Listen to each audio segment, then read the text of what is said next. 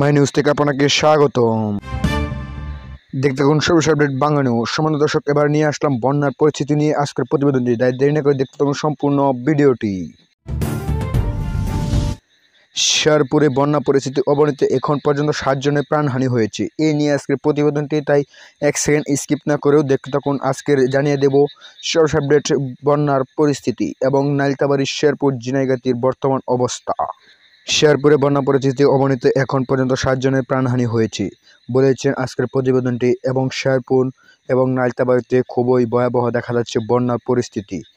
টানা বৃষ্টি ও উজান থেকে নেমে আসা পাহাড়ি ঢলে শেরপুরে বন্যা পরিস্থিতি অবনতি হয়েছে। বেড়েছে জেলার বিভিন্ন নদ নদীর পানি, প্লাবিত হচ্ছে নতুন নতুন এলাকা।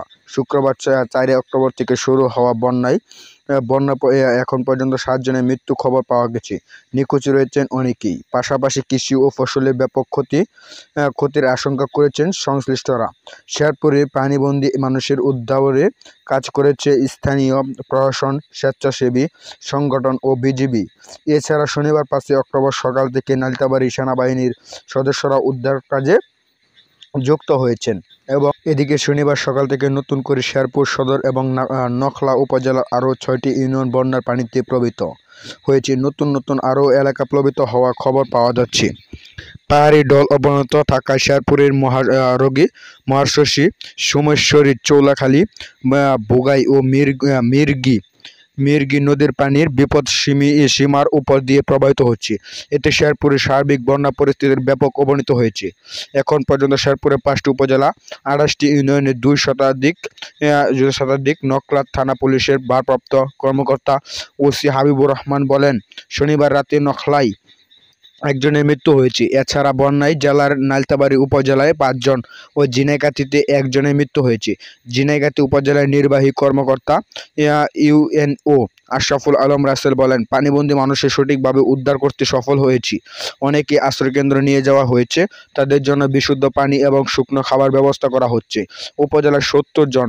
নালিতাবাড়ি উপজেলা নির্বাহী কর্মকর্তা ইউএনও মোহাম্মদ মাসুম রানা বলেন, নালিতাবাড়িতে আশ্রয়কেন্দ্রে রয়েছে 123টি। এর মধ্যে 58টি আশ্রয়কেন্দ্রে আশ্রয় নিয়েছেন 10,000-এরও বেশি মানুষ। উপজেলা 12টি ইউনিয়ন প্লাবিত হয়েছে, এর মধ্যে 5টি ইউনিয়নের বেশি ক্ষতি হয়েছে। শেরপুর জেলা মৎস্য কর্মকর্তা প্রণব কুমার কর্মকারের দেওয়া তথ্যমতে শুধু ঝিনাইগাতী এবং নালিতাবাড়ির উপজেলা 2057টি মাছের ঘের ভেসে গেছে। ক্ষতির পরিমাণ প্রাথমিক হিসাবে 11 কোটি টাকার বেশি। এবং কৃষি অফিসের তথ্যমতে জেলার কমপক্ষে 30,000 হেক্টর আমন এবং 1,000 হেক্টর সবজির আবাদ ক্ষতিগ্রস্ত হয়েছে। এতে কমপক্ষে 70,000 কৃষক ক্ষতিগ্রস্ত হয়েছেন। শেরপুরের যেসব মাধ্যমিক বিদ্যালয় আশ্রয়কেন্দ্র হিসেবে খোলা হয়েছে, সেই স্কুলগুলোকে বন্ধ ঘোষণা করা হয়েছে। এই বিষয়ে জেলা শিক্ষা অফিসার মোহাম্মদ রেজওয়ানকে বলেন, আশ্রয়কেন্দ্র খোলা বিদ্যালয়গুলোর আগামী কয়েকদিন বন্ধ থাকবে। যেসব এলাকার পানি নেই সেখানে নিয়মিত ক্লাস চলবে। কতটি বিদ্যালয় বন্ধ রয়েছে সে সংখ্যা আজ রবিবার 6 অক্টোবর বিকালে জানা যাবে। বন্যার সর্বশেষ পরিস্থিতি নিয়ে জেলা প্রশাসক তরফদার মাহমুদুর রহমান বলেন, জেলার বেশ কয়েকটি নদীর পানি বিপদসীমার উপর দিয়ে প্রবাহিত হচ্ছে। জেলা প্রশাসন, উপজেলা প্রশাসন সতর্ক অবস্থানে রয়েছে। দুর্গতদের উদ্ধার ও শুকনো খাবার পৌঁছে দিতে আমরা কাজ করে যাচ্ছি। একই সঙ্গে নতুন নতুন এলাকা প্লাবিত হওয়ার খবর পাচ্ছি। এই ছিল আজকের প্রতিবেদনটি। বন্যার সর্বশেষ আপডেট সবার আগে পেতে হলে অবশ্যই চ্যানেলটি সাবস্ক্রাইব করে পাশেই থাকবেন।